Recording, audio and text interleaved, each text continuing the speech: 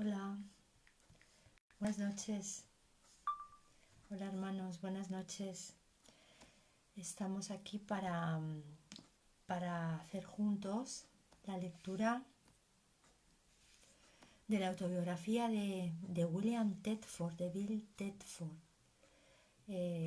Son lecturas complementarias que tienen que ver con nuestro curso, la aparente existencia de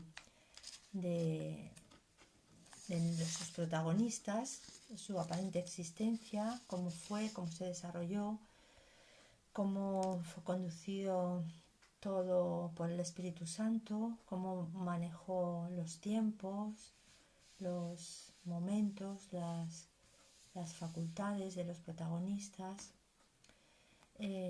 Y así fue como se fue hilvanando nuestra historia.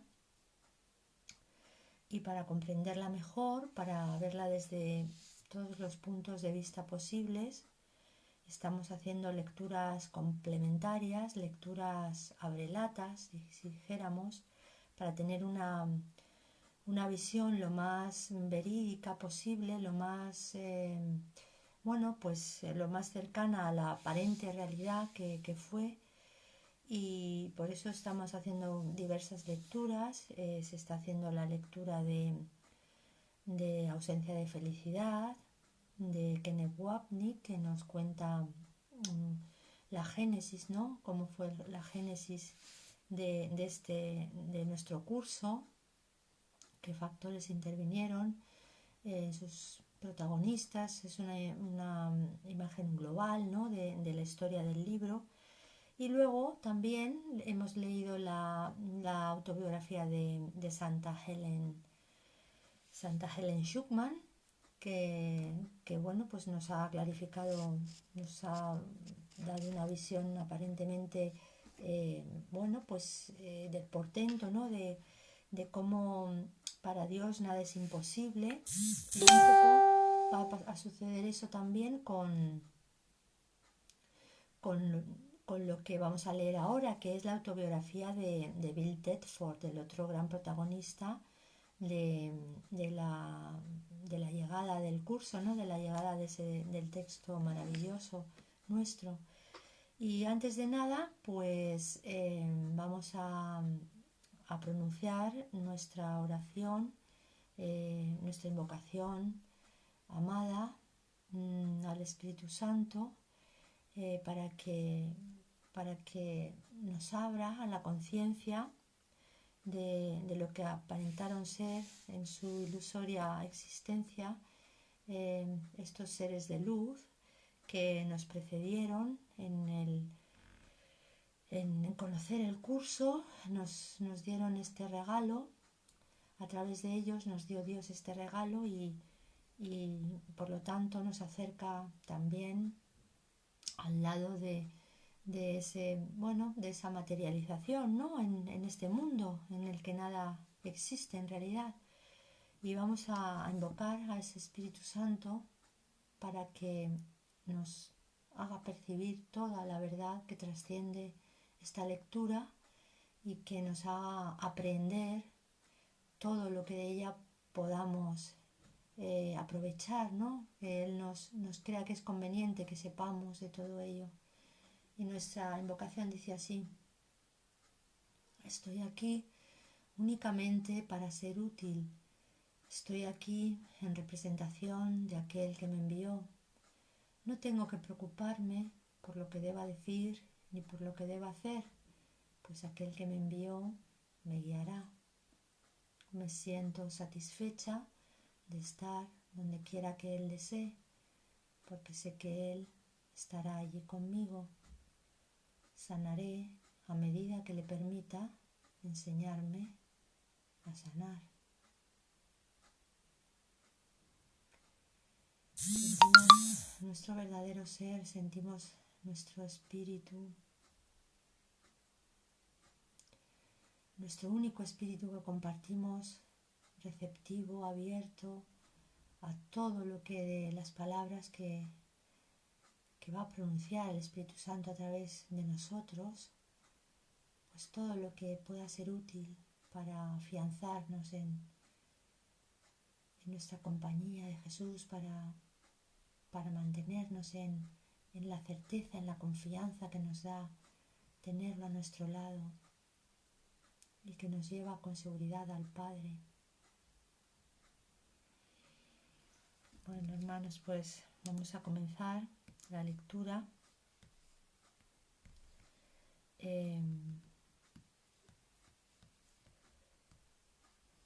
Tiene un total de 91 páginas. Bueno, haremos como una hora o así de lectura. La completaremos en varios días, como hicimos con la de Santa Helen. Hay un prólogo al principio y una nota del traductor, y luego ya empieza la parte primera. Vamos a leerlo todo. Dice así el prólogo. En 1982, Frances Vaughan grabó una serie de entrevistas con su querido amigo el doctor William Tedford. Mientras respondía a muchas preguntas acerca de su extraordinaria vida y carrera, también discutió su papel en la elaboración de Un curso de milagros. Después de completar sus entrevistas con Bill, la doctora Vaughan transcribió las cintas para un documento impreso. Ella y Bill editaron el manuscrito, titulado Recuerdos de William Tedford, y ahora las cintas de audio y el manuscrito editado forman parte de los archivos históricos de la Fundación para la Paz Interior. Este registro biográfico de Bill Tedford fue el primer relato de este tipo. Sin embargo, se excluyeron inadvertidamente una serie de aspectos esenciales y acontecimientos importantes. Estos salieron a la luz más tarde y necesitaban sumarse a los acontecimientos de 1982 hasta su muerte en 1988. Así, el original Recuerdos de William Tedford fue fielmente ampliado y actualizado por un proceso que se basó en los comentarios grabados por Bill en otras cassettes de audio y vídeo. El material adicional provenía de los escritos y recuerdos de Bill, de sus amigos y colegas. La Fundación para la Paz Interior presenta el siguiente relato de la vida de Bill en el espíritu y estilo que él pudo haber escogido. Es una autobiografía ampliada, enfatizando su papel esencial en la escritura de Un curso de milagros. Ahora, a continuación, viene una nota del traductor que dice así: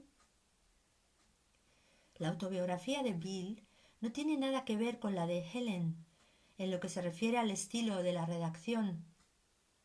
Así como Helen elaboró la suya con gran esmero, con toda seguridad reflexionando largamente sobre cada palabra que escribía, en un estilo esmerado y pulido, pues era una editora extremadamente escrupulosa, hasta la histeria, la autobiografía de Bill se nota que es la transcripción simple de una serie de entrevistas, así que el estilo es mucho más desgarbado y coloquial, sin la calidad literaria de la de Helen. Sin embargo, esta obra está impregnada del fino humor de Bill, quizás su rasgo más característico. He respetado eso en la traducción.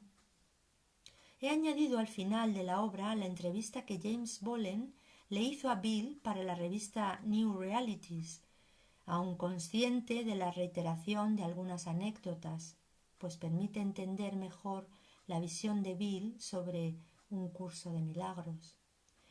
He acabado la obra con un apartado que he llamado In Memoriam, con enlaces a ficheros multimedia de interés.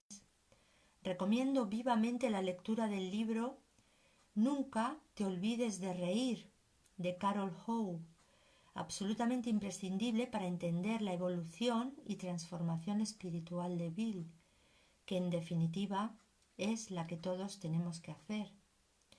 Las fotografías que ilustran esta obra las he encontrado en diversos sitios de internet. Parte primera. Infancia y juventud. De niño fui criado como cristiano científico, pero después de que mi hermana, que era 2 años mayor que yo, muriera cuando yo tenía 7 años, eso hizo que esta confesión dejara de tener credibilidad para mis padres. A causa de su muerte, perdieron el interés en la religión. Inmediatamente después, enfermé de escarlatina y casi muero yo también. Así que, en retrospectiva, podría decir que en aquel momento tomé la decisión específica de vivir. Un día escuché una conversación que mi madre mantenía en el teléfono de la extensión de arriba en una habitación que no estaba muy lejos de mi dormitorio. Ella no creía que pudiera oírla, pero lo hice. Esencialmente, el doctor decía que tenía un 55% de posibilidades de sobrevivir y que si lo hacía, probablemente sería un inválido. Yo tenía solo 7 años y estaba muy enfermo y confinado confinado a la cama. Después de escuchar esto, tomé la decisión de que no iba a ser un inválido y de que no iba a morir. Es muy difícil describir lo que hice, pero simplemente decidí que no iba a prestar atención a lo que el médico decía. En algún nivel parecía ser consciente de que eso dependía de mí. Así que podría decir entonces que tomé la decisión específica de vivir. Después de eso, durante 3 años estuve fuera de la escuela y me quedé en casa, donde mi madre me enseñaba. Volví a la escuela primaria cuando tenía 10 años. Había aprendido a caminar de nuevo y también tenía un problema de postura. Mis articulaciones estaban ligeramente torcidas por la fiebre reumática. Así que cuando aprendí a caminar de nuevo, fui enviado a una escuela pública para niños lisiados y cardíacos. El autobús venía cada mañana a recogernos a mí y a los otros niños. La escuela tenía todo al mismo nivel, así que no tenía que subir escaleras.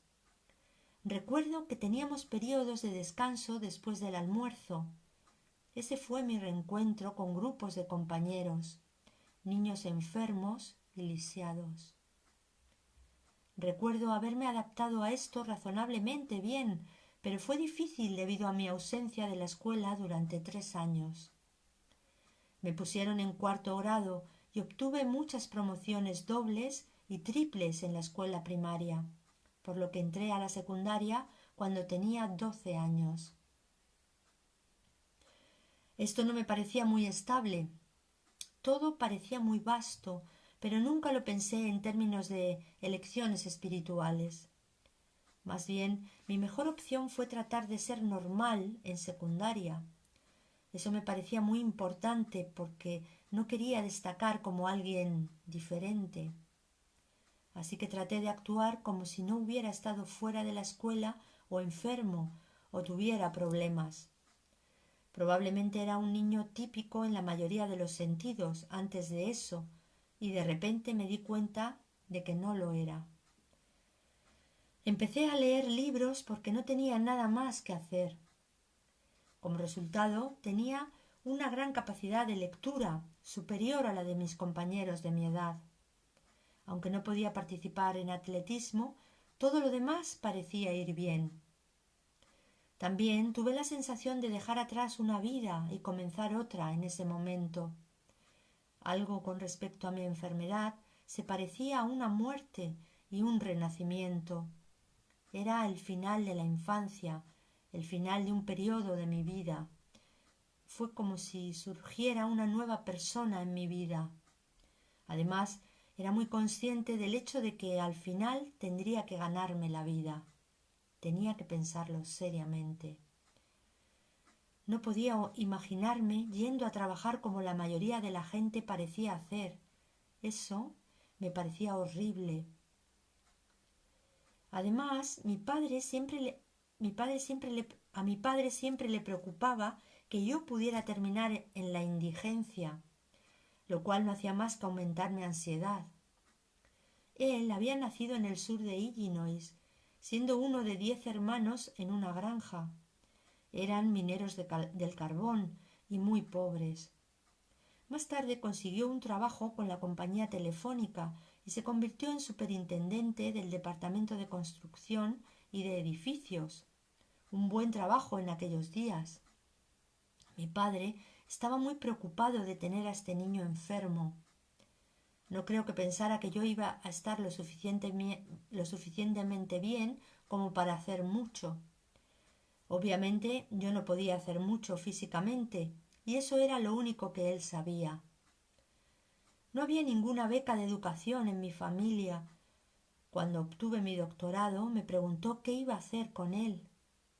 Pensó, lo cuelgas en la pared y te ganas la vida. No parecía que mi doctorado fuera algo práctico. Crecí en una familia muy pragmática y concreta, de clase media-baja. La supervivencia era lo principal, la cultura era irrelevante.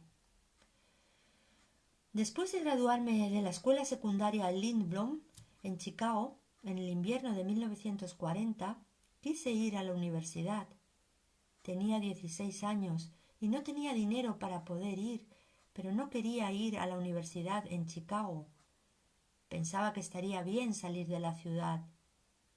Afortunadamente, gané una beca de 4 años de matrícula completa para la Universidad de DePaul en Greencastle, Indiana, una prestigiosa universidad de humanidades con altos estándares académicos. Me pareció un buen lugar para ir, así que ahí es donde fui. No estaba muy lejos de Chicago, así que con la beca y la ayuda de mi familia pude hacerlo. Ir a la universidad fue un poco difícil porque me unía a una hermandad.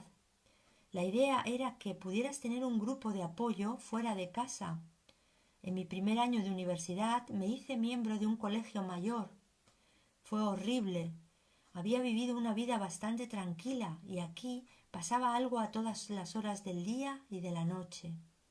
Era muy difícil mantener la concentración tratando de ser uno de los chicos y también un estudioso. De alguna manera lo superé. La Segunda Guerra Mundial comenzó también durante este periodo. Cuando me gradué de DePaul en enero de 1944, unos meses antes de cumplir 21 años, seguíamos metidos en la guerra. Pero fui rechazado para el servicio militar por la condición reumática del corazón.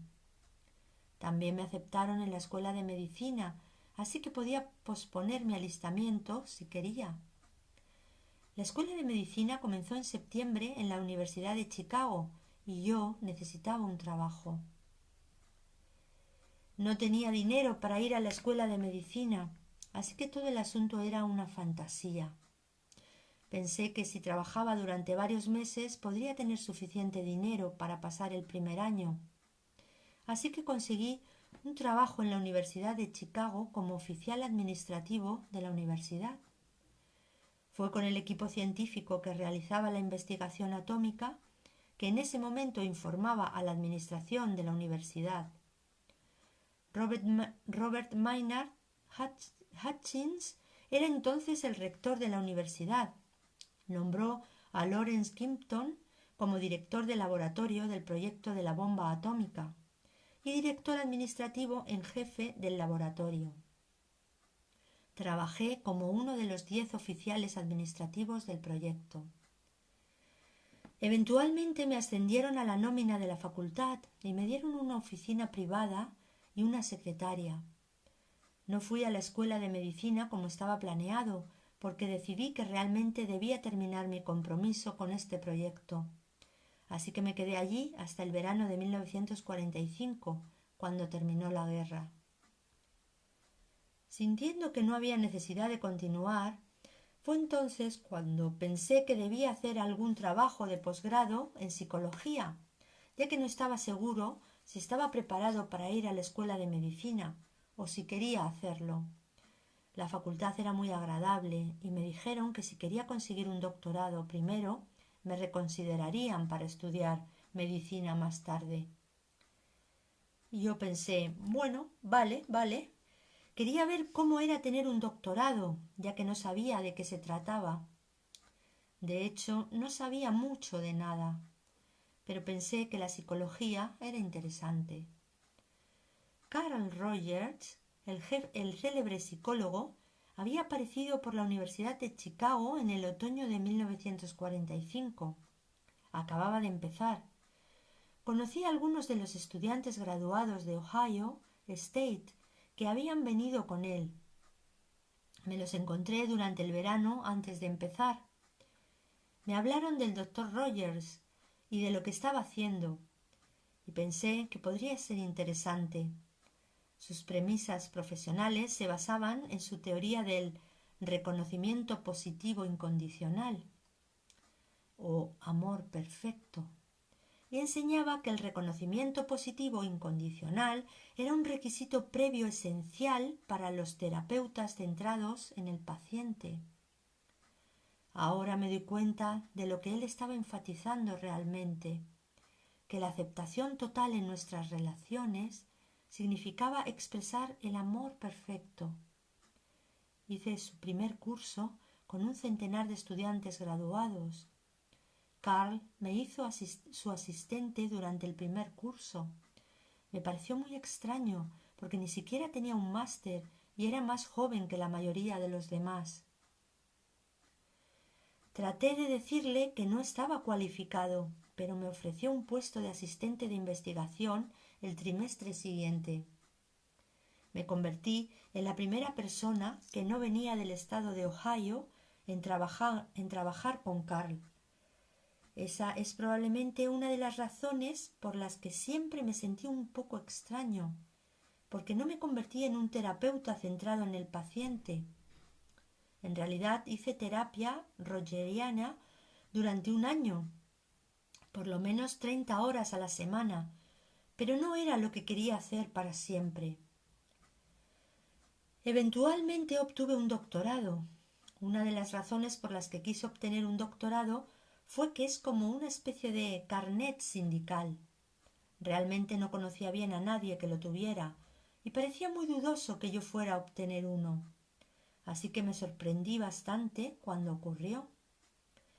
Al mismo tiempo mis padres se jubilaron y se fueron a Florida. Mi madre no estaba bien, tenía esclerosis múltiple y necesitaban salir del área de Chicago para disfrutar de un mejor clima. Se iban, y de alguna manera en la primavera de 1949 sentí que debía obtener mi doctorado antes de que lo hicieran. Cuando lo conseguí todavía no sabían qué iba a hacer con él. Yo pensaba que era algo importante, tener un doctorado de la Universidad de Chicago a los 25 años. Creía que debería haber sido valorado, pero no lo fue, y obviamente estaba decepcionado. Sin embargo, mi doctorado en psicología me abrió una vida totalmente diferente, y esta vez me sentí realmente cómodo. Carl era un elemento importante, pero me encantaba todo el ambiente de la universidad. Me gustaba la gente y todo eso me parecía muy emocionante. Se supone que Chicago es una ciudad fría, pero yo no la encontré fría. Hice muchos buenos amigos y me sentía bien por primera vez. Ese fue otro gran cambio en mi vida, un cambio muy grande. Parecía haber muy poca relación entre las diferentes partes de mi vida. Estoy seguro de que había alguna, pero la primera infancia parecía no tener nada que ver con la edad adulta y el desarrollo intelectual posterior. Cuando se produjeron las transiciones, parecía haber una discontinuidad. Sin embargo, en ese momento no me daba cuenta de lo que estaba ocurriendo. En retrospectiva, ciertamente veo que en mi vida parece que he vivido varias vidas diferentes. Ahora comienza un epígrafe. Etapas profesionales. Cuando obtuve mi doctorado, fui a trabajar al Hospital Michael Reese en la parte sur de Chicago, no lejos de la universidad. Era el mayor hospital de formación judío de Chicago. El doctor Samuel J. Beck era el jefe del departamento de psicología. Otras personas famosas que estaban allí en ese momento eran Franz Alexander, Thomas French y Emmy Sylvester. Se consideraba un gran centro psiquiátrico y de hecho conseguí un trabajo allí porque no estaba calificado. Había hecho el número mínimo de cursos para obtener mi doctorado. Cuando estaba terminando mi tesis doctoral, un estudiante graduado en antropología, a quien no conocía muy bien pero con quien almorzaba ocasionalmente, me preguntó qué estaba haciendo con respecto a un trabajo. Parecía interesarse por lo que iba a pasar después de que terminara la tesis. Yo no estaba tan interesado. Mencionó un puesto en el Michael Reese con el Dr. Beck. Samuel Beck recibió una subvención del NIMH, el Instituto Nacional de Salud Mental, para realizar un estudio sobre la esquizofrenia y las pruebas Rorschach. Aparentemente, había contratado a un conocido psicólogo y por alguna razón no había funcionado, así que había una vacante. Mi amigo fue muy persistente y me dijo que debía escribir al Dr. Beck y pedirle una entrevista, cosa que finalmente hice. Cuando conocí al Dr. Beck, que tenía una manera muy estricta de hablar, me preguntó: ¿qué has hecho sobre el Rorschach? Le contesté que no había hecho nada sobre las pruebas de Rorschach, que ni siquiera había hecho eso. Entonces dijo que eso era maravilloso, que yo no estaba echado a perder por ninguna falsa enseñanza. Quería saber sobre mi investigación para el doctorado. Le dije que estaba haciendo un estudio de medidas psicofisiológicas antes y después de la psicoterapia rogeriana, usando la respuesta galvánica de la piel, la frecuencia cardíaca y la respiración. Los resultados indicaban que sí se produce un cambio en las personas que han recibido terapia frente a un grupo de control. Hablamos de tolerancia, frustración, etc. No estoy seguro de que entendiera nada, pero Beck estaba muy impresionado. Pensó que todo el asunto de las mediciones psicofisiológicas del sistema nervioso autónomo era simplemente fantástico. Pensó que era ciencia real. Así que me contrató porque yo no sabía nada del Rorschach y porque yo era científico. Y ahí estaba yo, el único miembro no judío del personal de psiquiatría. Era un entorno interesante al que accedí por la sola cuestión de la aceptación inversa. ¿Me aceptarían en ese círculo cerrado? De hecho lo hicieron, e incluso me contaban chistes yidis. Era un lugar muy interesante para estar. Me dio la oportunidad de aprender sobre las pruebas de personalidad y las mediciones, y aprendí sobre el Rorschach directamente de Beck. Parecía una forma muy poco probable de comenzar una carrera, pero funcionó. Me quedé allí durante 2 años y medio. Para entonces, la subvención se había agotado y Beck ya no era el presidente del departamento de psicología. Había sido reemplazado por Sheldon Cortim, que era más joven y flexible e interesado en hacer todo tipo de estudios sobre el estrés y la ansiedad. Cortim más tarde se convirtió en jefe de psicología clínica de la Universidad de California en Berkeley. Terminé lo que se suponía que debía hacer con la beca y me di cuenta de que tenía que hacer otra cosa.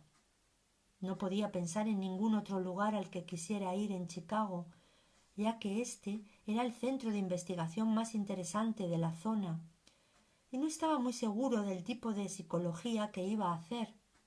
Pero ya había trabajado con Rogers y me había unido a la Asociación Americana de Psicología, APA, cuando él era presidente en 1947.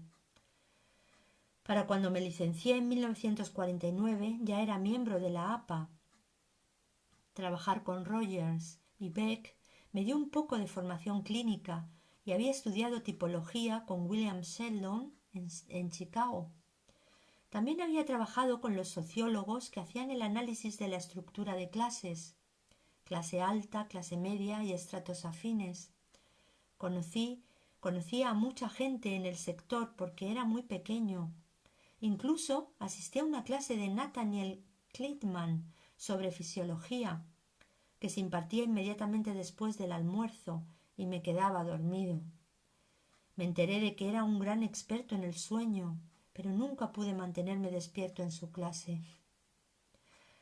A principios de los años 50, un representante de la Agencia Central de Inteligencia, la CIA, me habló de este maravilloso proyecto que era comparable al OSS u Oficina de Servicios Estratégicos durante la Segunda Guerra Mundial, bajo la dirección de Henry Murray.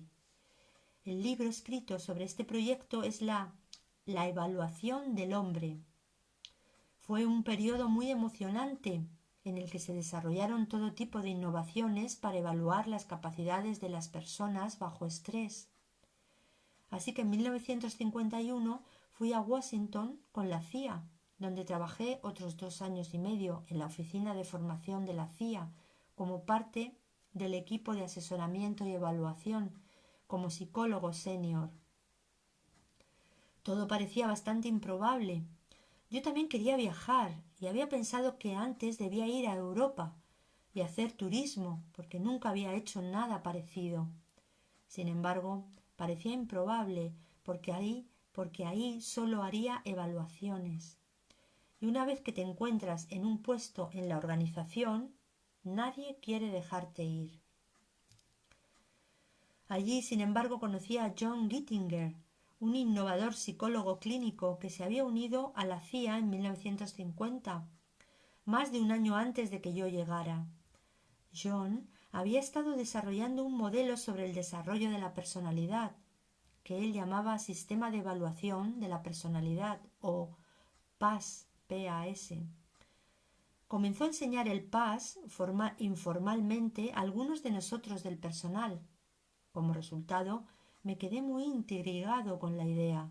Su capacidad para evaluar y predecir el comportamiento era tan precisa que empecé a trabajar con él y con otros para desarrollarlo y refinarlo.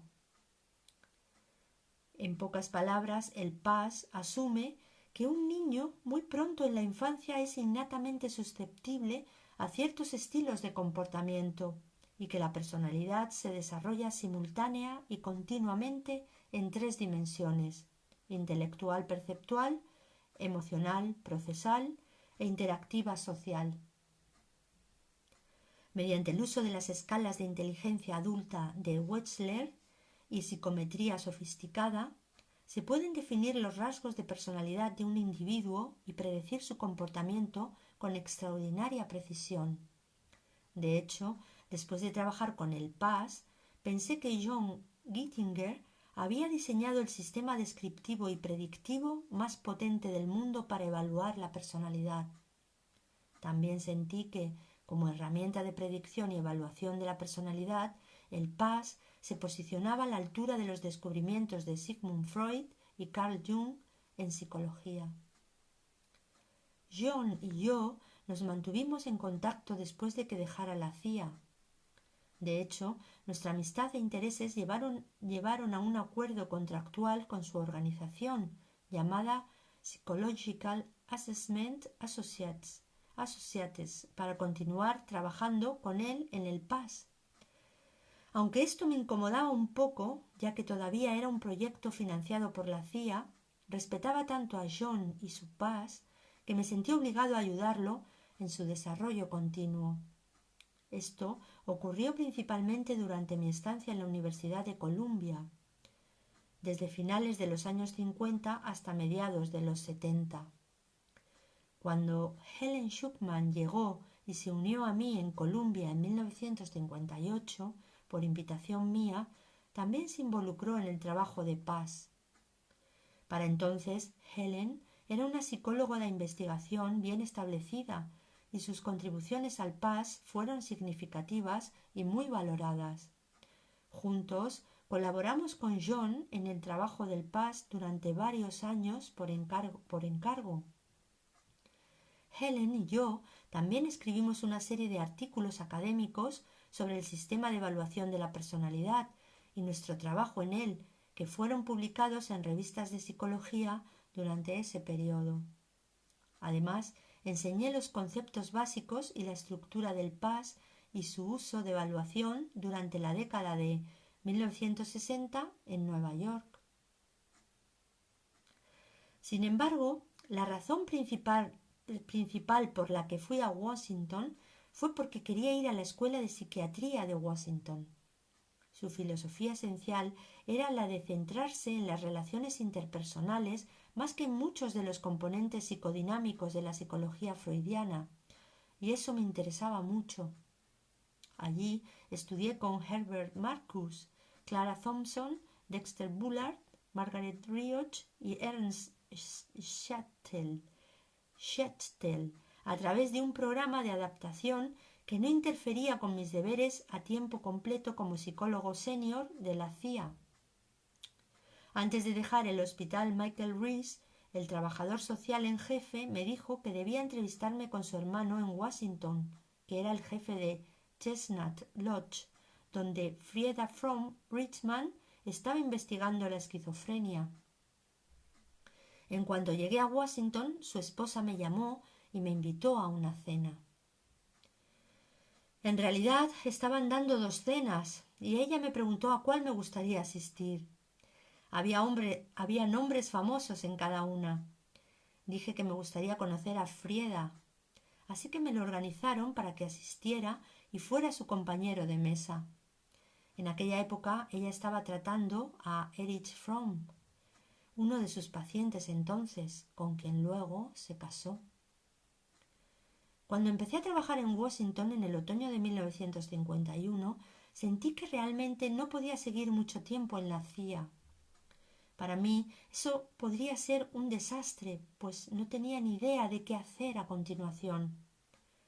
Estaba a punto de comunicar mi renuncia en 1953 cuando el responsable de todo el programa de formación me pidió que lo reconsiderara. No tendría que quedarme en Washington, podría tomarme un tiempo libre en lo que estaba haciendo y me enviarían a Oriente Medio durante el verano. Me pondrían a cargo de un grupo de especialistas extranjeros que estaban allí para observar las cosas de primera mano. Me aseguraron que cuando volviera podría hacer lo que quisiera. Como esta oferta de viajar era lo que siempre había querido hacer, fui en junio de 1953 y regresé en octubre. Durante ese verano viajé por todo el Oriente Medio, visitando Jordania y Egipto, Israel, Chipre, Siria, Turquía, Grecia e Irak. Regresé por Europa, donde también pasé varias semanas de vacaciones. Fue un gran viaje. Cuando volví a Washington en octubre, después de varios meses de diversión, pensé que realmente no podía retirarme todavía. Así que decidí quedarme hasta el verano siguiente, al menos hasta junio de 1954. Después de junio decidí que era hora de salir de allí, y lo hice, aunque no tenía trabajo ni nada parecido. Fue la primera y única vez que he buscado trabajo. Solía ir a Nueva York con frecuencia, así que lo solicité al Servicio de Desempleo de Nueva York a través de la Oficina de Colocación de Psicología. No sé por qué fui allí, pero lo hice. Dije que estaba buscando trabajo en Nueva York, pero el tipo que dirigía el servicio dijo: «Te quieren en Hartford. Allí es donde tienes que ir, al Institute of Living». Fui entrevistado y contratado en otoño de 1954 como director del Departamento de Psicología del Institute of Living en Hartford, el hospital psiquiátrico privado más grande del país. Me quedé allí un poco más de un año. Karl Pribram estaba allí investigando con monos, junto con muchas otras personas conocidas. Aunque era realmente un lugar muy elegante y muy bonito, no sabía lo que estaba haciendo en Hartford, que parecía un lugar extraño para estar. Era una ciudad de tamaño considerable, con sabor de pueblo pequeño, lo cual estaba bien. Mientras estaba allí fui invitado por el doctor Harold G. Wolff en 1955 para unirme a él en la Universidad de Cornell, en la ciudad de Nueva York, debido a mis contactos en Washington. Harold estaba tratando a Allen Dulles Jr. en ese momento y su padre, Allen Dulles Sr., era jefe de la CIA. Dulles le había preguntado a Wolff si le gustaría hacer alguna investigación con respecto a los estudios sobre los chinos e interculturales. Wolff estaba obviamente interesado en esta investigación, que estaba financiada por la CIA. Así que fue en parte debido a mis conexiones en Washington que me ofrecieron el trabajo en Cornell como jefe de este programa de investigación de psicología. Además, yo era la única persona con autorización de máxima confidencialidad que estaba realmente entrenada y que sabía algo sobre neurofisiología. Parecía que si iban a contratar a alguien iba a ser yo. Ese fue mi primer nombramiento académico, primero como instructor y poco después como profesor asistente de psicología en el Departamento de Psiquiatría de Cornell. Nunca pensé que quería ser profesor, porque sentía que no tenía nada que decir. Pero acepté el nombramiento de Cornell en 1955 y trabajé allí con el doctor Harold Wolff durante 3 años. Harold era un neurólogo famoso mundialmente, uno de los fundadores de la medicina psicosomática. Fue presidente del Departamento de Neurología de la Facultad de Medicina de Cornell y era una gran autoridad en los dolores de cabeza, particularmente las migrañas, así como en las sensaciones de dolor y las reacciones y trastornos por estrés. Publicamos mucho. Wolff era editor de los Archives of Neurology and Psychiatry y publicó algunos de nuestros artículos allí. Fue un periodo muy productivo. La gente venía a ver al famoso doctor Wolff. Incluso Margaret Mead se sentaba en los taburetes de laboratorio rotos esperando a que Wolff apareciera en su bata blanca. Era muy preciso y austero. Él quería presentar la imagen de un científico galardonado con el premio Nobel en su simple laboratorio para revolucionar el mundo. No lo logró y por supuesto que tenía jaquecas. Mi oficina se encontraba en el 6º piso del Hospital de Nueva York, en el ala de neurología donde él estaba. Se suponía que debía aparentar ser un científico y usar una bata de laboratorio blanca. Yo estaba rodeado de agua, chorros de gas y equipo de laboratorio. No los usaba, pero tenía que parecer que pertenecía allí. Wolff y su ayudante venían a las 11:30 para tomar el ascensor de camino a comer. Yo veía pasar esta vaga línea blanca y de vez en cuando escuchaba «¿Doctor Tedford?». Eso significaba que debía detener lo que estaba haciendo y bajar 6 tramos de escaleras del hospital y reunirme con ellos para almorzar. La comida para el doctor Wolff consistía en una taza de café negro y un trozo de pastel. Siempre deseaba llegar temprano para no tener que hacer cola, ya que no podía soportar esperar por nada. Al principio creía que realmente quería que almorzáramos juntos, pero eso era ridículo. Nunca pude. Wolff empezaba a interrogarme en cuanto me sentaba. ¿Qué has aprendido esta mañana en términos de las funciones integradas superiores? ¿Vas a cambiar esto y sacar nuestra próxima publicación para mañana? Él solía seguir y seguir de esta manera, así que yo nunca conseguía comer. Estaba acostumbrado a trabajar bajo mucha presión, pero no estaba acostumbrado a este tipo de cosas. Sin embargo, lo terminaba todo bastante rápido, pues podía escribir a máquina muy deprisa.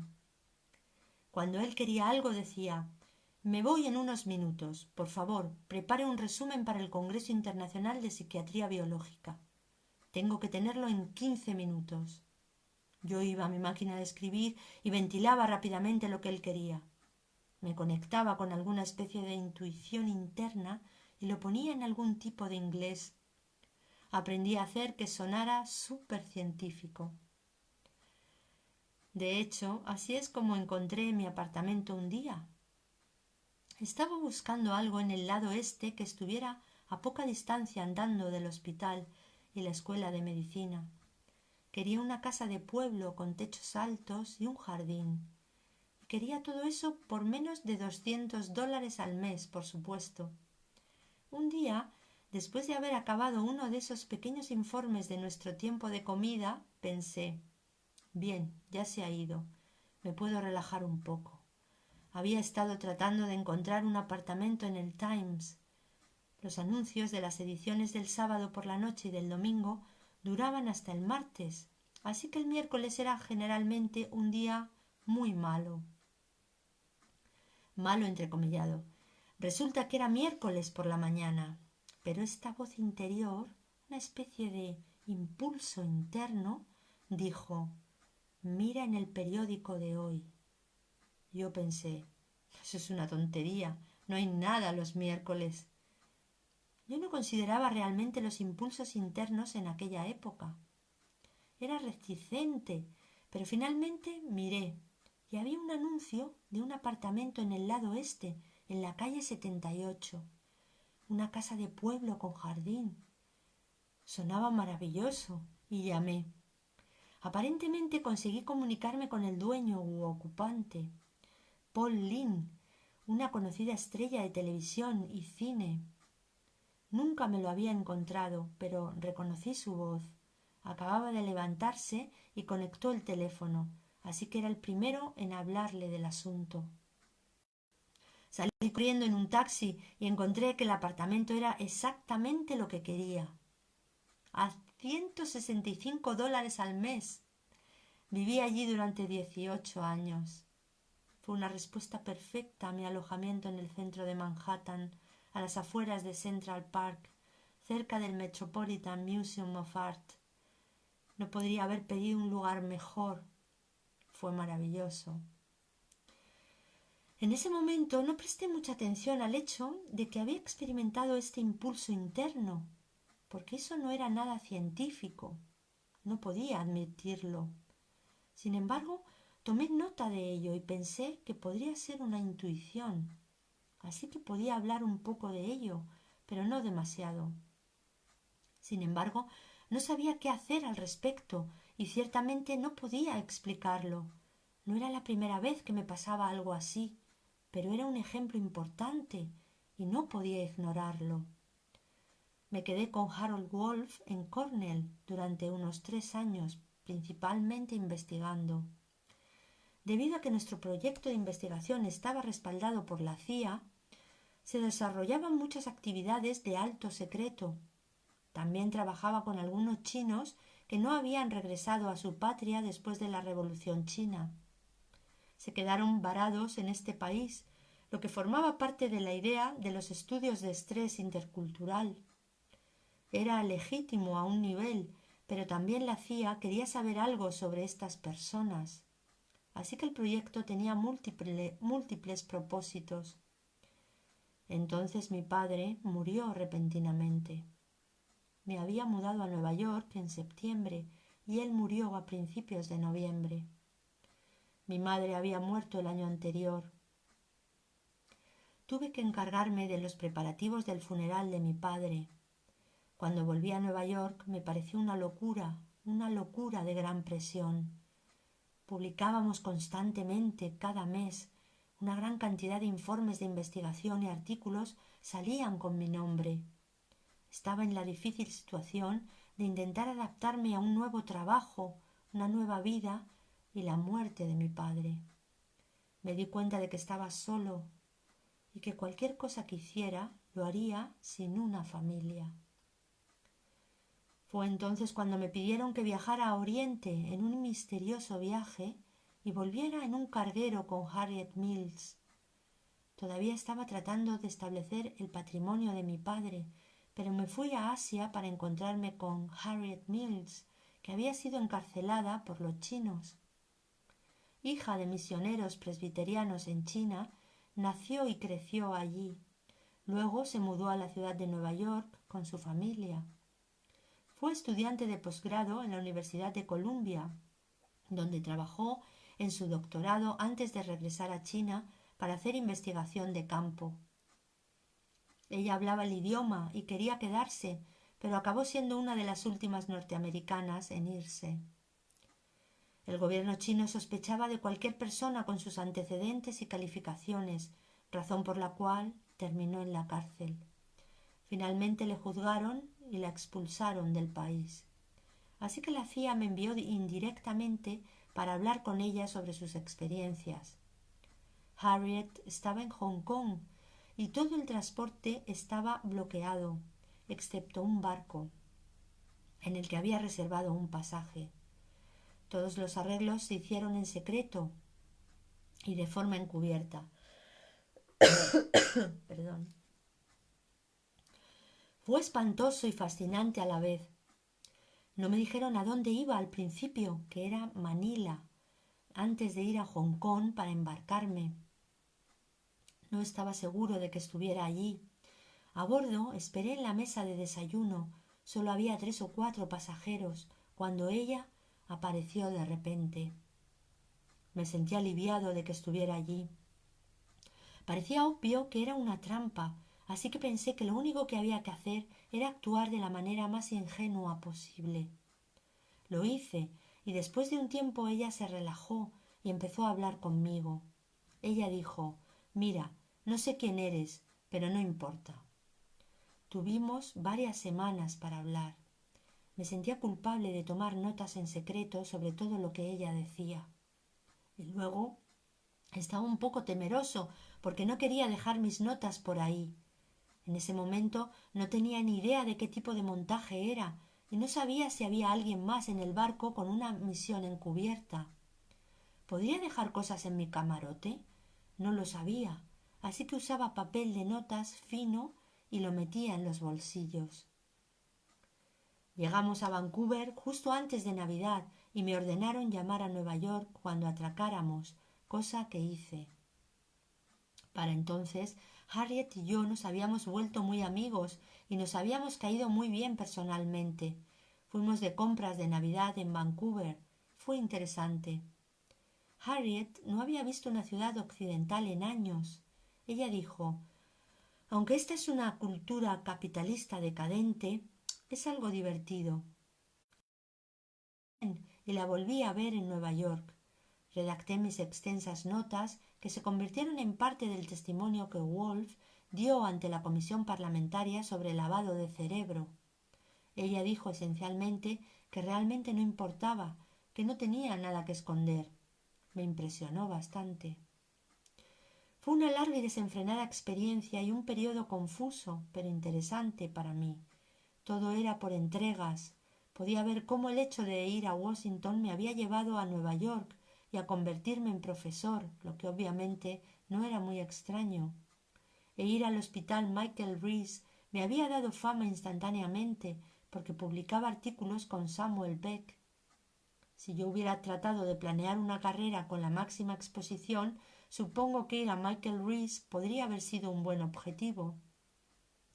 Pero habría asumido que tendría que haber sido judío en primer lugar, para siquiera haber tenido la posibilidad. En la Escuela de Psiquiatría de Washington había asistido a todas las clases que ofrecían.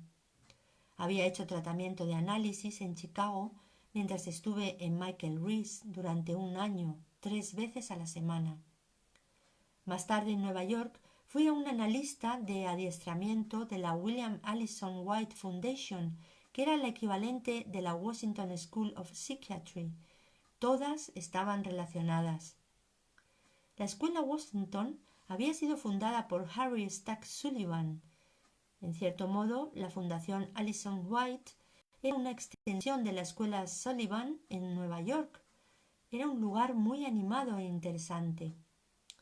Me había instalado en Cornell, pero estaba bajo una tremenda presión cada día, haciendo investigación y publicando constantemente. Era muy difícil trabajar con Woolf. Pocas personas se quedaban con él más que un corto periodo de tiempo. Por lo general acababan agotados o quemados. Era muy exigente y riguroso. Aun así, me gustaba de una manera extraña y nos llevábamos muy bien. Aprendí mucho sobre un montón de cosas. Inmediatamente después de eso, uno de mis viejos amigos de Chicago me preguntó si consideraría tener una entrevista en Columbia. Querían a alguien como Carl Rogers, pero obviamente él no estaba interesado. En realidad querían que alguien se encargara de conseguir cada año subvenciones de NIMH y de establecer un programa de formación doctoral. Yo no estaba interesado en hacer nada de esto, y lo dije.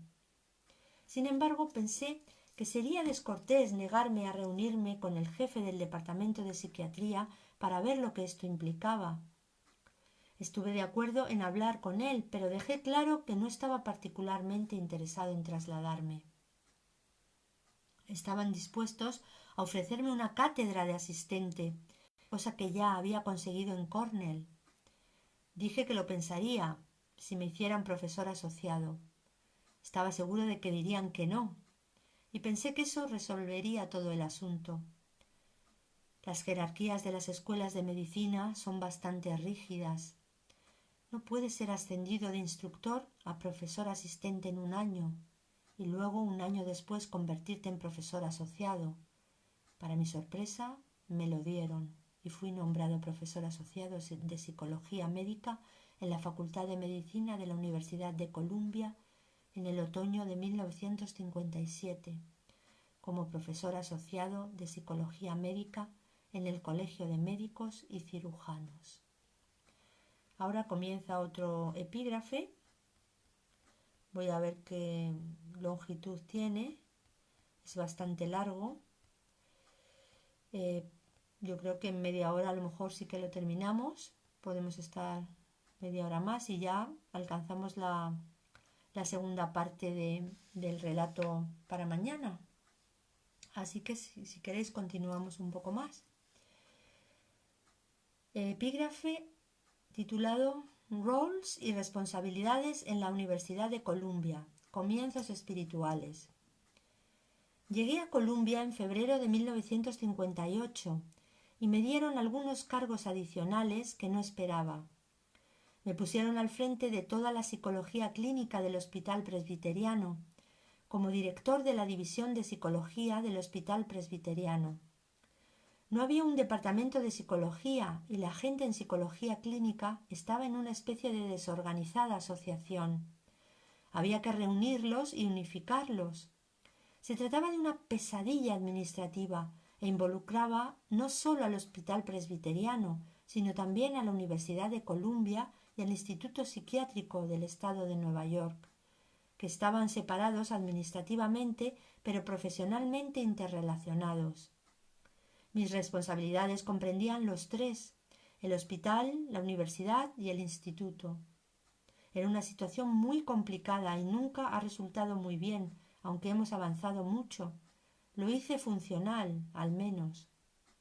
Me encontré con una enorme cantidad de celos competitivos y resistencias de todo tipo. Cuando llegué, mi colega de confianza, Art Carr, que fue decisivo para que me invitaran a Columbia, no parecía quererme allí. No quería hacer ninguno de los cambios necesarios. Se sentía amenazado, y más aún cuando contraté ayuda.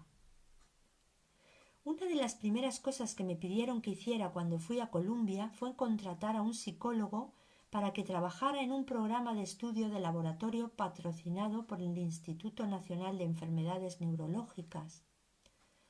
Se había otorgado una subvención a Columbia como una de las 16 instituciones colaboradoras. Era necesario contratar a un psicólogo que tuviera conocimientos en mediciones mentales y pruebas de desarrollos para bebés y niños. Como no conocía esa área en absoluto, fui a un hospital vecino y hablé con Michael Smith, un psicólogo eminente en el campo. Dijo que miraría por todas partes y me llamaría. Una semana después recibí una llamada de una mujer que me dijo: «Soy la doctora Helen Schuckman. Me han dicho que te diga que soy la persona que estás buscando». Cuando conocí a Helen me pareció un poco extraña. Obviamente era muy brillante, pero un poco dispersa. Tenía la sensación de que su mente daba vueltas en círculos. Había muchos elementos secundarios y lógicos, pero era consciente de que había un núcleo muy sólido. No encontró el trabajo que se le ofrecía particularmente atractivo por su ubicación. En ese momento no estaba claro dónde estaría su oficina. El sueldo no era bueno y no había nada particularmente atractivo sobre el puesto. Había tenido varias ofertas mejores, pero aceptó esta porque sentía que debía hacerlo.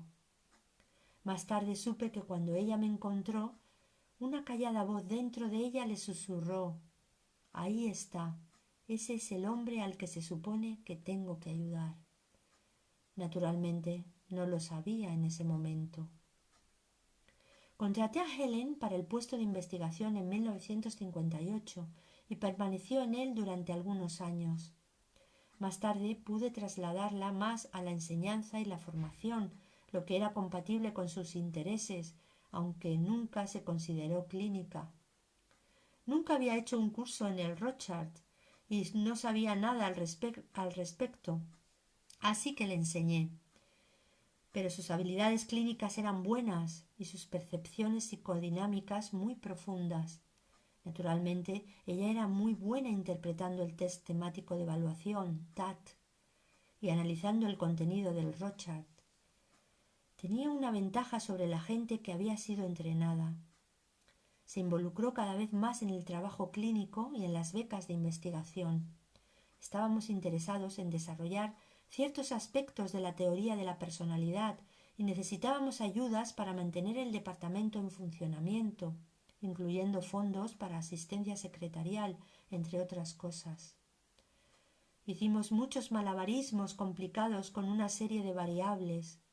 Funcionó lo suficientemente bien como para que fuera posible permanecer allí. Yo seguía pensando que era importante que estuviera allí por alguna razón. No estaba muy seguro de por qué, pero parecía haber algún significado a lo que de otra manera podría parecer una gran confusión caótica. A Helen le gustaban los análisis estadísticos precisos. Le gustaba poder diseñar un programa en el que se pudieran considerar las variables cuidadosamente. A ella no le importaba particularmente para qué era, pero le gustaba el diseño de la investigación. Como a veces Helen lo expresaba, podía alejarse del caos de la vida ordinaria en este trabajo. Ella encontraba cierta belleza y simetría en este tipo de patrones estadísticos, como una forma de enfrentarse al universo. Finalmente pude conseguirle un mejor puesto en el centro médico. Se convirtió en la psicóloga jefa del Instituto Neurológico, que se volvió nuestra sede central. También era una manera de unir las cosas administrativamente. Al hacer de ella mi asistente, se consiguieron muchas cosas. Fue un ascenso para ella y fue la base para recomendarla para un nombramiento académico. Ciertamente me facilitó las cosas. Helen y yo pasábamos mucho tiempo juntos y compartíamos hasta el tiempo de la comida, todos los días. Trabajábamos en todo tipo de proyectos. En 1963 me habían asignado al Comité de Planificación Espacial del Departamento de Psiquiatría en relación con un nuevo edificio de investigación que estaba en construcción. Debido a este nombramiento para decidir sobre los planos del edificio, me fue posible disponer de un espacio para 2 oficinas privadas en la esquina del ala de psiquiatría. Era un lugar muy deseable y fue aprobado posteriormente. Cuando el edificio se terminó en septiembre de 1965, Helen y yo nos mudamos a nuestras nuevas oficinas. Y como si fuera el momento oportuno, un curso de milagros comenzó al mes siguiente. Fue asombroso. Tan pronto como tuvimos un lugar, empezó. Sentí de alguna manera, mucho antes de que comenzara el curso, que se estaba preparando un lugar ideal para nosotros. Además, justo antes de mudarnos a nuestras nuevas oficinas, tuve la sensación de que estábamos inmersos en un proceso continuo que podía continuar indefinidamente tratando de obtener subvenciones para investigación y formación cada año e intentando planificar a través de canales administrativos. Las cosas cambiaban constantemente, siempre estaban en y siempre estaban en crisis. Las cosas cambiaban constantemente y siempre estaban en crisis. No había nada sólido y había mucha tensión. Yo estaba involucrado en muchas actividades profesionales en ese momento. Howard Hunt y yo editamos el Journal of Abnormal Psychology durante 6 años, comenzando en 1965. En ese entonces la relación entre Helen y yo no solo se hizo muy estrecha, sino también muy turbulenta. Era impredecible todo el tiempo. En cuanto al temperamento, Helen y yo éramos personas muy diferentes. Ella era una persona muy intensa, bastante agitada y nerviosa. Yo tendía a retraerme durante los periodos de estrés y ella solía volverse más verbal y asertiva en esos momentos. Y ciertamente existía mucha tensión con frecuencia en nuestra forma de hacer las cosas, en nuestro estilo, en nuestra manera de relacionarnos y de tratar los problemas del departamento y entre nosotros. Al mismo tiempo, queríamos hacer todo lo posible por resolver la situación. Sin embargo, a pesar de estas diferencias de personalidad, trabajamos muy eficazmente juntos en un gran número de áreas, pero aún así había áreas en las que había mucha fricción. Y la diferencia de estilo se convirtió en un problema frecuente para cada uno de nosotros. Así que fue difícil para ambos de muchas maneras, pero nunca se nos ocurrió dejar de trabajar juntos. Ese fue un aspecto muy importante. Sabíamos que teníamos que resolver las cosas juntos y sabíamos que nos entendíamos bien, aunque no sabíamos cómo hacerlo. Y como si esto no fuera suficiente, el estrés de la situación laboral en el que nos encontrábamos en la Columbia Medical School se había vuelto insoportable. Vivíamos en un continuo estado de ansiedad entre colegas profesionales que parecían ser hostiles y paranoicos de forma crónica. Todo esto me estaba pesando mucho, al igual que el conflicto que formaba parte de la relación que Helen y yo manteníamos. De repente, un día me encontré haciendo un discurso bastante apasionado a Helen, que era muy poco característico de mí. Le dije que aunque sentía que podríamos seguir trabajando de esta manera indefinidamente, ¿valía la pena? Debe haber otra forma de vivir en armonía en lugar de la discordia. De ver todo esto de manera diferente, dije, y estoy decidido a encontrarlo. Era consciente de que muchas de las dificultades tenían que ver con actitudes. Aunque no estaba muy seguro de cómo cambiar las actitudes, podría cambiar el trabajo. Voy a repetir esta frase. Era consciente de que muchas de las dificultades tenían que ver con actitudes.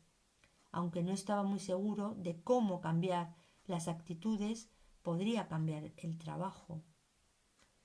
Me sorprendió mucho cuando Helen estuvo de acuerdo conmigo y me dijo que me ayudaría a encontrar esta nueva manera. Fue un punto de inflexión para ambos y fue el comienzo de un compromiso conjunto que los dos hicimos. No sabíamos realmente a qué nos habíamos comprometido, pero éramos conscientes de que estábamos involucrados de alguna forma en una empresa colaborativa, una que tuvo un gran impacto para ambos.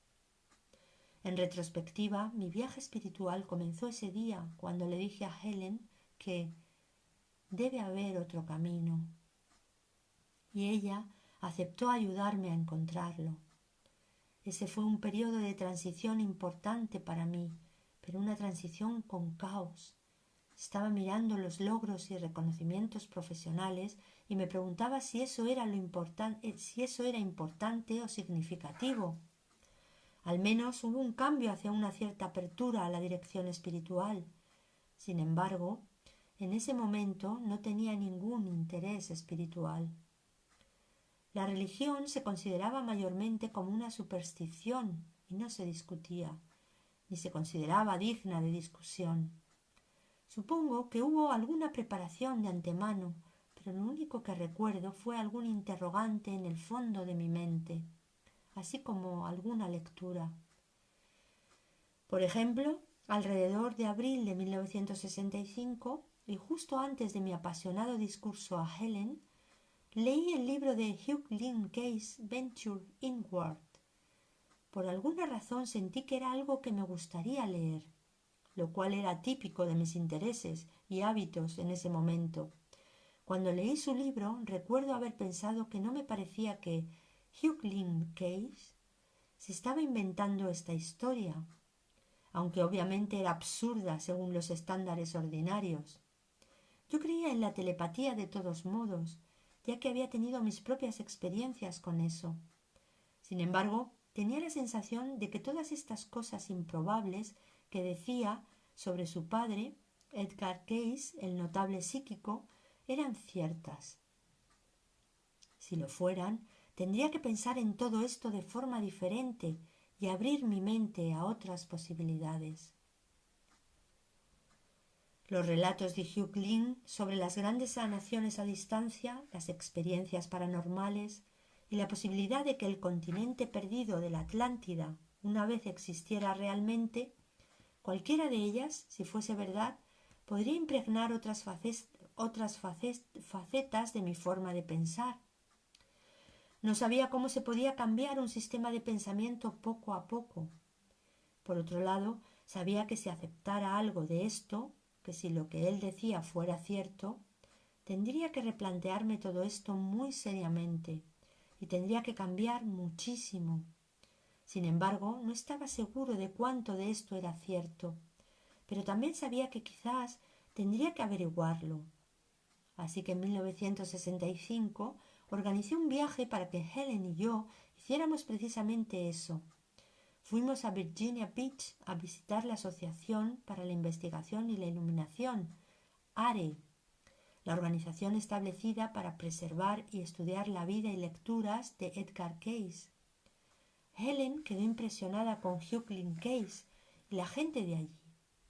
Siempre sentí que ese viaje le dio permiso para hacer lo que hizo. Muchas cosas sucedieron durante ese verano de 1965. Helen había estado teniendo muchas visiones y sueños de un cofre de tesoros sumergido que contenía un libro negro con el símbolo en la cubierta de Esculapio, el dios griego de la curación. El símbolo es el conocido caduceo con dos serpientes entrelazadas a su alrededor, comúnmente utilizado por la profesión médica. La cubierta negra era idéntica a las carpetas que usamos posteriormente para el manuscrito de un curso de milagros.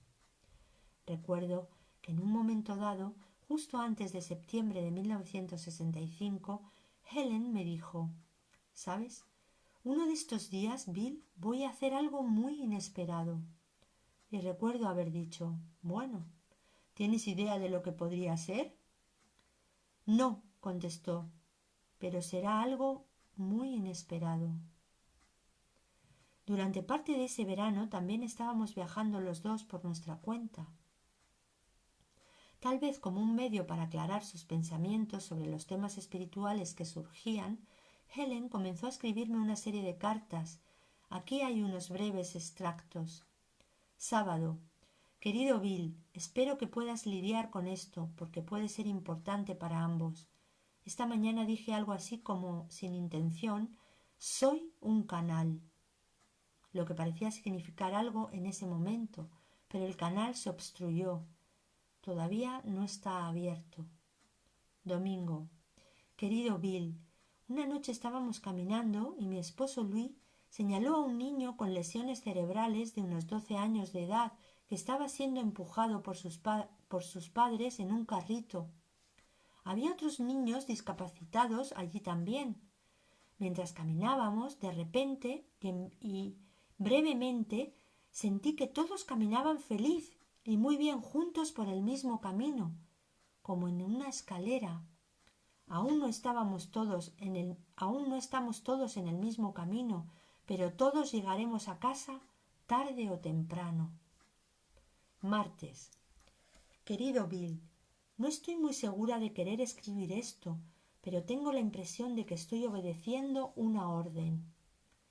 Estas órdenes son bastante estrictas y la sensación principal que tengo es que no me arriesgaría a desobedecerlas. Durante ese verano, Helen también tuvo algunos temores bastante agudos de perder la visión. Creo que esto se asoció en parte al nuevo material que venía, porque ella le tenía miedo.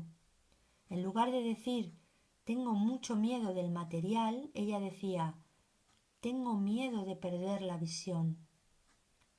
Helen siempre se preocupaba por sus ojos. Tenía un miedo tremendo de quedarse ciega. Estaba constantemente readaptando sus lentes, usando gafas oscuras frecuentemente dentro de edificios para proteger sus ojos, cosas de este tipo.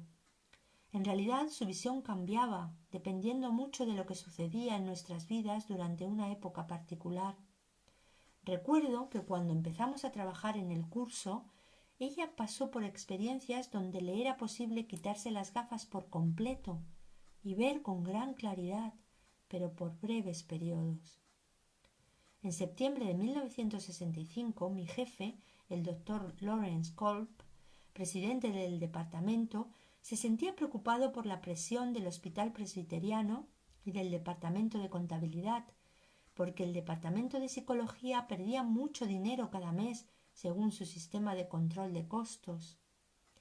No sabía cómo manejar esto, pero intentaba hacer malabarismos sin aceptar un número de cosas, incluyendo el hecho de que el dinero que venía del hospital para pagar la psicología estaba siendo utilizado para otros propósitos. Como él no quería reconocer esto y el asunto apremiaba, me sugirió que fuera a la clínica Mayo en Rochester, Minnesota, y averiguara cómo ellos ganaban dinero en psicología, mientras que nosotros estábamos perdiendo dinero. Yo sabía la respuesta a esto, y él también. Pensé que era una distracción, pero era algo relevante. El hecho es que la clínica Mayo tenía una población de clase media alta, que podía permitirse el lujo de pagar tarifas altas o gastos necesarios. Era muy diferente al presbiteriano, donde estábamos tratando con una población multilingüe, muchos de los cuales eran hispanos. Los pacientes en nuestras clínicas no podían pagar nada, al menos nada importante. Sin embargo, se suponía que debíamos dedicar nuestros servicios a estos pacientes clínicos, que en realidad no eran los que podían pagar los honorarios. Invité a Helen a ir a la clínica Mayo conmigo, ya que pensé que sería beneficioso para los dos que nos alejáramos unos días. Antes del viaje, ella comenzó a recibir imágenes muy vívidas. Una de las imágenes que le venían era de una iglesia luterana que describió con gran detalle.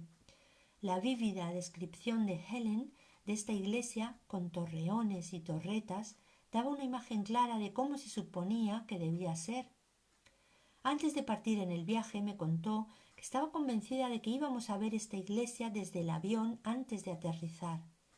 Helen sentía que era importante ver esta iglesia para demostrar que no estaba perdiendo la cabeza. Todo parecía bastante extraño y yo no pensaba que fuéramos a ver una iglesia desde el aire o desde el aeropuerto. En el vuelo, Helen se puso cada vez más nerviosa mientras nos acercábamos a Rochester para nuestro aterrizaje y mirábamos por la ventana.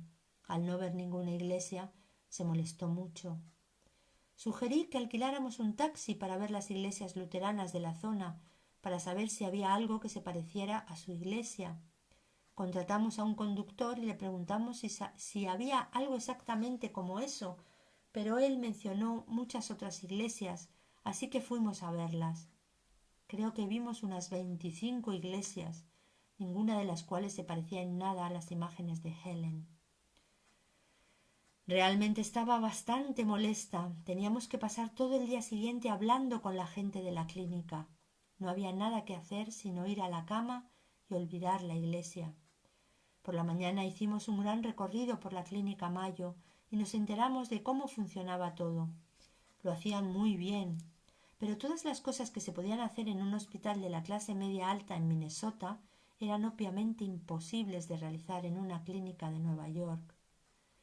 Eran también tan eficientes que incluso sus salas de examen estaban equipadas con idénticos equipos en los mismos cajones, de modo que un médico que utilizara cualquiera de ellos sabría exactamente qué cajón abrir para el material o lo que necesitara.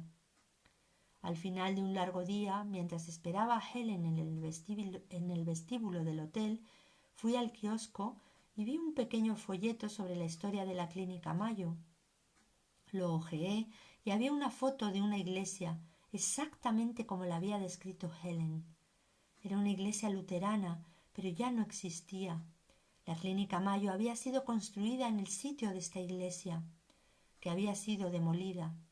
Pensé que era muy emocionante. Le mostré a Helen el folleto y le dije que no estaba loca después de todo. Tuvo una reacción muy contradictoria. Se sentía en parte aliviada, pero no quería oír hablar de ello. Obviamente era demasiado exacto para su comodidad. No quería ser psíquica. Nunca quiso que la llamaran psíquica. Era típico de la incomodidad y ambivalencia habituales que Helen padecía en la mayoría de las situaciones. Le resultaba muy difícil sentirse totalmente cómoda. En nuestro vuelo de Rochester a Nueva York tuvimos que cambiar de avión en Chicago. En la sala de espera Helen vio a una joven mujer que creía que estaba en serios problemas. Mientras miraba a mi alrededor, parecía que todos en esta sala de espera parecían incómodos y no podía haber ninguna diferencia entre esta mujer en particular sentada en un rincón y otras personas. Ciertamente yo no estaba sintonizado con ella. Todo lo que deseaba era volver a Nueva York y tener un poco de paz y tranquilidad.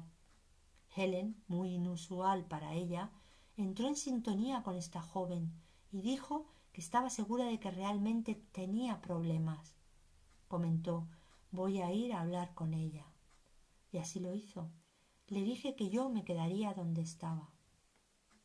En pocos minutos Helen volvió y me presentó a la mujer, que se llamaba Charlotte Filch. Siempre recordaré ese nombre. Resultaba que Charlotte había dejado a su familia, 2 hijos pequeños y su esposo, iba a Nueva York por primera vez en su vida. Al no haber viajado nunca en avión, le aterrorizaba volar y también tenía miedo de ir a Nueva York. Realmente estaba huyendo. Así que Helen organizó que Charlotte se sentara con nosotros y también prometió encontrarle un lugar para quedarse en Nueva York. Cuando estuvimos en el avión, le pregunté a Charlotte: «¿Qué habrías hecho si no nos hubieras encontrado?». Ella dijo: «Creo que habría ido a la iglesia luterana de Nueva York y de alguna manera habrían encontrado un lugar para mí». En ese momento todo cobró sentido y Helen oyó una voz muy clara que decía: «Esta es mi verdadera iglesia. Ayudar a tu hermano que está en problemas, no ningún edificio o construcción física». La experiencia de la Clínica Mayo tuvo un gran impacto en ambos.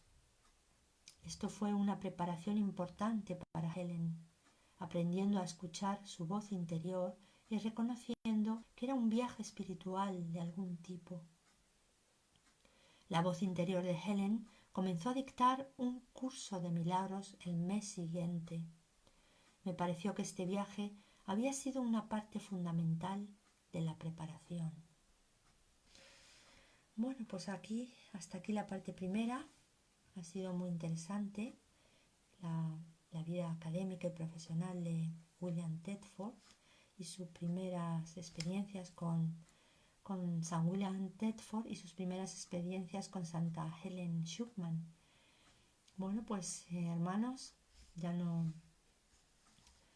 os retardo más para que tengáis que hacer lo que sea menester antes de entregar los sueños a Jesús y al Espíritu Santo. Ha sido un placer compartirlo. Continuaremos mañana con esta aparente historia que nunca fue, pero que nos muestra el camino de lo que nuestras historias, que nunca han sido ni nunca serán, pues pueda desarrollarse. Estamos ya en el Padre y a Él volvemos. Todo es simbólico y aprendemos en este aula que es el mundo ilusorio. Bueno, hermanitos, vamos a saludar. Ya nos despedimos para que podáis ir a descansar. Santa Claudia Fonseca, hola Santa Claudia, bienvenida, gracias por compartir. Santa Claudia, hola hermanita, abrazo de Argentina, muchos besos Argentina y a todos nuestro mundo ilusorio, a todos los países. Santa Melba Neto, gracias Santa Melba por estar aquí. Santa Hilda, nuestra maestra, gracias Santa Maestra por compartir con nosotros. Santa María Carmen Barros, hola Santa María Carmen, felicidades, un beso. Santa Alba Campanilla Santa Alba Campanilla del está viéndonos, hola Santa Alba, bienvenida, gracias por estar. Santa María Inés D'Angelo, hola Santa Julia, Maestra Milagrosa, bendiciones hermanos, bendiciones para ti también, para todos. Santa María Inés, gracias por venir. Santa Andrea Díaz Restrepo, hola Julia, gracias por la lectura, gracias a vosotros. Santa Andrea, muchas gracias por estar. Santa Sonia Rojas, hola Santa Sonia, bienvenida. Santa Ama, Santa Luz brillando, hola Santa Ama, gracias por estar aquí. Hermana, Santa Luz, gracias chispitas divinas, todos uno, bendiciones, claro que sí. Santa Ama, Santa Adela Nanda, gracias Santa Adela por estar. Santa Betty Medina, gracias Santa Betty por compartir. Santa Mise, hermanita Mise, gracias por estar con nosotros, muchas gracias hermana, hermanos todos. Santa Ruth García, hola Santa Ruth, gracias por compartir. Santa Casey, hola Santa Casey, hermana, gracias por estar aquí. Santa Montserrat Reillo, gracias Santa Montserrat, hermana. Santa Gida, hola Santa Gida, gracias por compartir la lectura. San Eulalio Cruz, hola San Eulalio, gracias por estar aquí. Santa Ninfa Mendoza, gracias hermosa, gracias a vosotros Santa Ninfa, nuestra maestra, gracias maestra por haber compartido. Santa Ama, descansar en él, amor mismo, gracias, claro que sí Santa Ama, el amor de Dios. Santa Betty Medina, gracias Santa Betty por estar. Bueno, pues hermanos, mañana continuaremos con la autobiografía de William Thetford y hoy ofreceremos nuestros sueños para que nos siga educando el Espíritu Santo en ellos y para que sigan siendo sueños felices en este mundo ilusorio y en este camino feliz. Un beso muy grande, os amo, hasta mañana, que descanséis. Un beso.